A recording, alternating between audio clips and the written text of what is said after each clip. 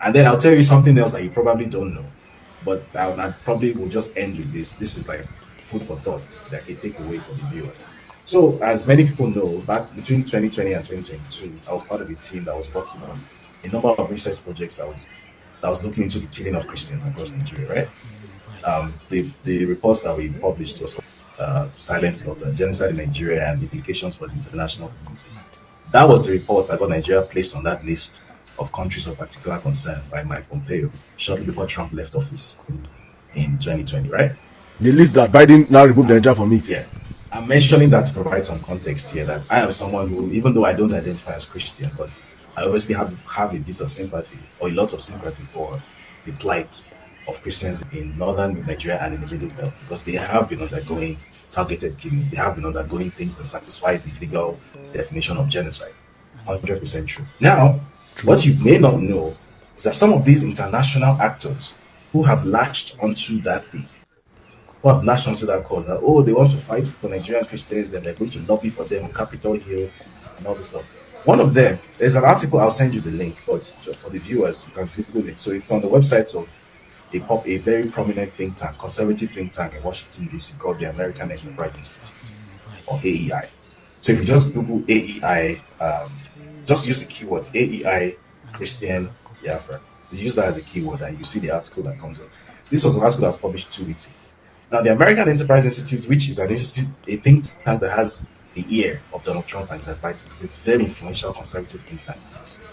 Someone writing a column on the AEI's website and a very high-ranking policy fellow at the AEI was saying, and I quote, that if the Nigerian government cannot deal with the killing of Christians in Nigeria, then maybe the existence of Nigeria itself is the problem.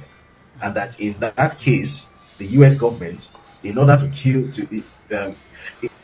stem the incidents of killing of Christians in Nigeria, should what's the word you use now? Should basically side with the Biafran agitators and should basically split up Nigeria. Now, whether or not you believe Nigeria should be split up or not, let's put that aside. My question is, why is some white guy in Washington, right, who has his own geopolitical agenda, thinking two completely separate things in Nigeria? The killing of Christians in the Middle Belt and the North and the Biafran agenda, those are two separate and distinct things. Why is he conflicting them in a way that he knows the American audience is not going to be able to differentiate them? Why is he making it look like the Biafran agitation is the same thing as the agitation by Christians who are just trying to stay alive? So he's trying to make it out that Biafrans, first of all, they are Christian nationalists, which is not true. And that the agitation of Christians in the Middle Belt is linked to Biafran agitation, which is also not true. And then he's now recommending for a foreign government to balkanize a government in Africa, to balkanize a country in Africa. So the US government should use its weight to split up a country in Africa. Whether or not you believe Nigeria should be split up, I think if you have a functioning brain and you can look at recent examples around us, such as Libya, for example, you should know that when these people start cheerleading for foreign intervention in your country, it's not for your own good. It's not, never. It's never for the same way they did it in Libya. They came and they intervened, and now all they are doing is that they are siphoning Libya's oil. Whatever Libyans are doing, that one don't concern them. The country is a total mess now. The country doesn't have a functioning government. It's a dump site for human trafficking. That's not their business. Their business is that oil that they wanted, they are getting. Their business is that those Libyan gold reserves that they wanted, they've carted everything off. That's what they are concerned about. It's not the people.